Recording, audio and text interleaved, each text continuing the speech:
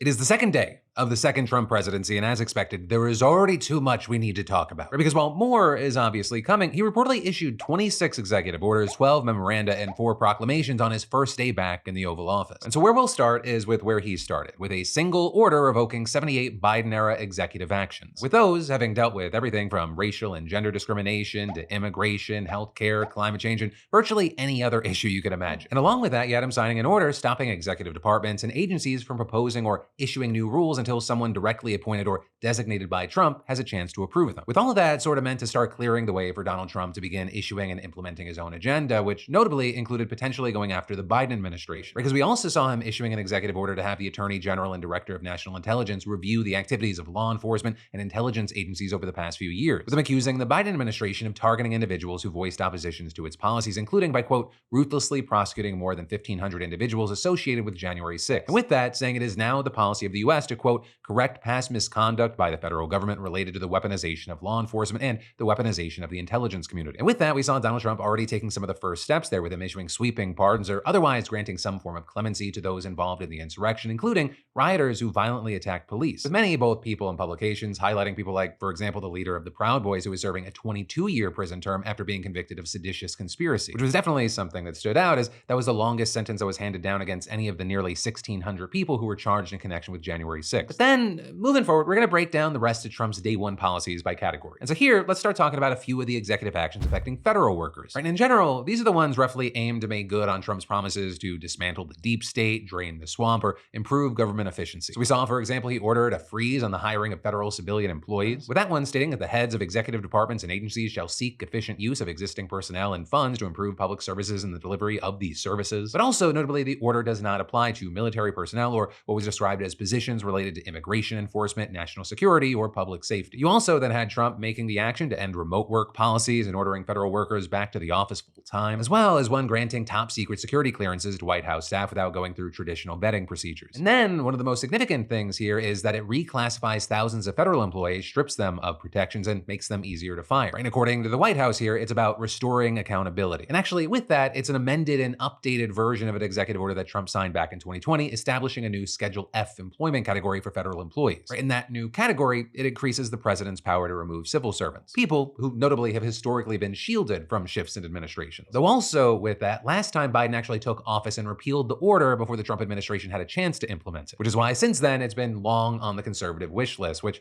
I mean, on that note, for example, Project 2025 reportedly called for the original order to be reinstated. Now, this new one, it basically does the same thing, essentially by means of reclassifying certain federal employees as political appointees, and specifically targeting those whose jobs are, quote, of a confidential, policy determining, policy making, or policy advocating character. So what that means is that could reportedly give Trump power over as many as 50,000 federal workers out of a workforce of more than 2 million. And while that may sound like a small number, for reference here, new presidents typically only get to replace more than 4,000 political appointees to oversee the running of their administration. Now that said, the order is clear that employees are not required to personally or politically support the president or his administration's policies, but it does go on to say they are required to faithfully implement administration policies to the best of their ability, and failure to do so is grounds for dismissal. And so of course, that language, it hasn't eased concerns for many that this might be a way for Donald Trump to get rid of those who disagree with him. Though the White House, for their part, they have framed the order as necessary to rein in rogue bureaucrats, saying there have been numerous and well-documented cases of career federal employees resisting and undermining the policies and directives of their executive leadership. But then, on the other side of this, you have people like Everett Kelly, the national president of the American Federation of Government Employees, saying President Trump's order is a blatant attempt to corrupt the federal government by eliminating employees' due process rights so they can be fired for political reasons. And continuing, this unprecedented assertion of executive power will create an army of sycophants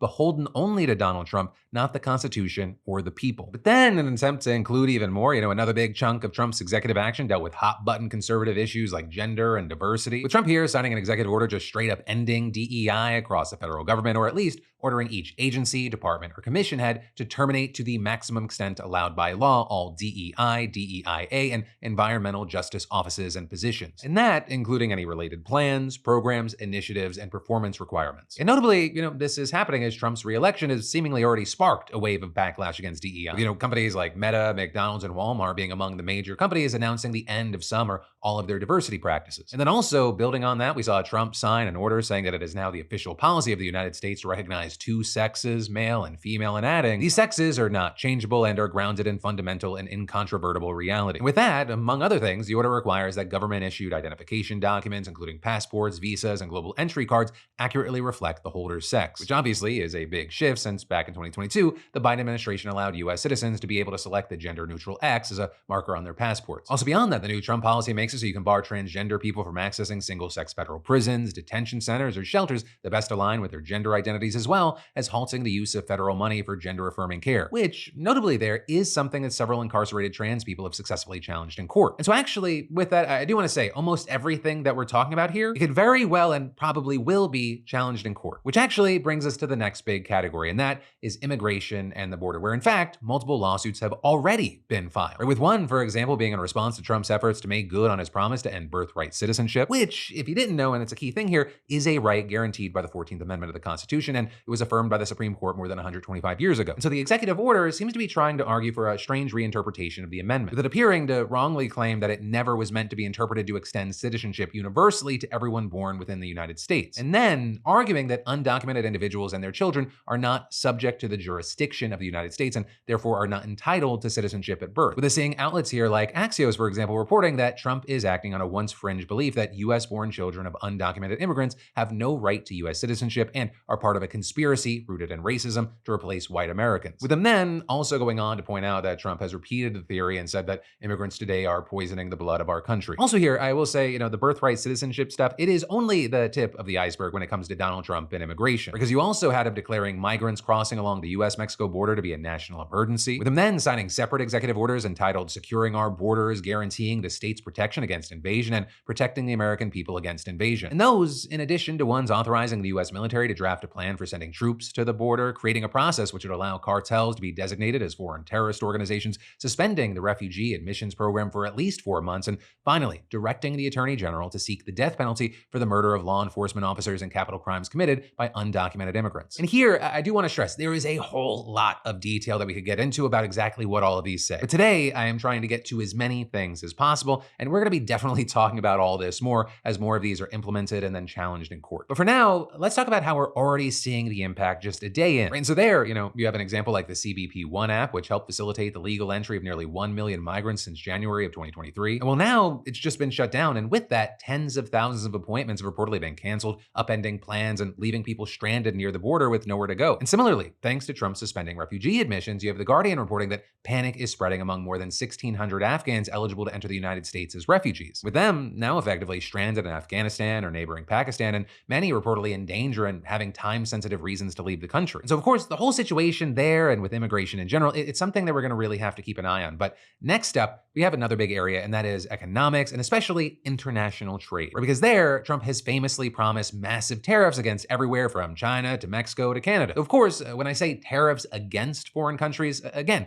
they are really taxes being paid by Americans on imports from those countries. Though again, very notably, that is not how Donald Trump has repeatedly described it. I mean, he even said it again in his inaugural address. Instead of taxing our citizens to enrich other countries, we will tariff and tax foreign countries to enrich our citizens. And then also, since saying that, he suggested that he might impose tariffs of as much as 25% on goods coming from Mexico and Canada. Though there, at least as of recording this, he has not unveiled a solid plan. But in terms of executive action, you had him announcing an America First trade policy, with, among other things, Trump floating the idea of creating what he called an external revenue service to collect tariffs, duties, and other foreign trade-related revenues. But then also the executive order calling for an investigation into things like the country's persistent trade deficits and the so-called de minimis tax exemption for imported goods worth less than $800. We then also saw Donald Trump making moves on energy and climate change, which notably are topics where the Republican Party has almost the opposite stance in general of the Biden administration in every way. And here we saw one of the biggest and most vague being implementing a review on, quote, all existing regulations, orders, guidance documents, policies, settlements, consent orders, and any other agency actions that are an undue burden on developing energy sources. With this, including pretty much every non-green energy source like coal, oil, and natural gas, but also on nuclear and even even some green energy sources like hydropower. With that, then naturally tying into a move to make it easier to drill in Alaska, as well as trying to reverse a ban that Biden implemented on offshore drilling. And then there are other attacks on Biden-era policies, such as the total halting of leases of offshore wind farms or the removal of regulations on tailpipe pollution that incentivize manufacturers to make electric cars, as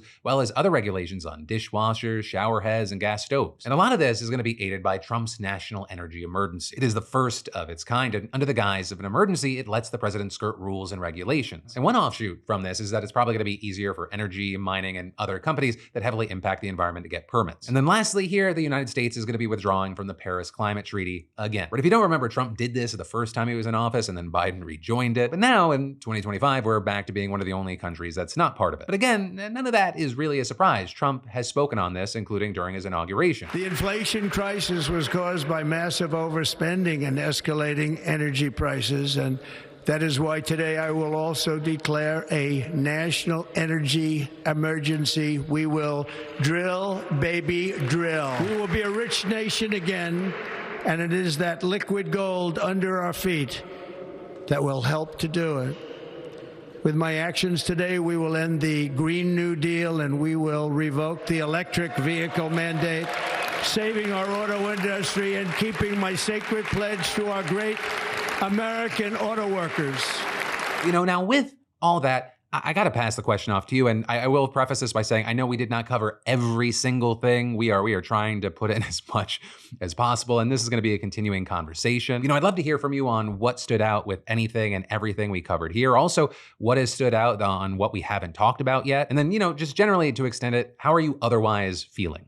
Hey, thanks for watching, and I hope you enjoyed this clip from the full Philip DeFranco show. And also, a big thanks to Squarespace for sponsoring our Clips channel. Turn your passion into profit over at squarespace.com/Phil or use the QR code. Because whether you're launching a business or a lucrative side hustle, your website is your digital business card. It's the only space where you control the story, no algorithms or distractions. And with Squarespace, it's so easy because they got a ton of stunning professional templates with drag and drop editing that makes site design incredibly simple, no coding required. So get started for free at squarespace.com/Phil or scan the QR code on screen and use code Phil for 10% off when ready to launch. Squarespace.com/Phil.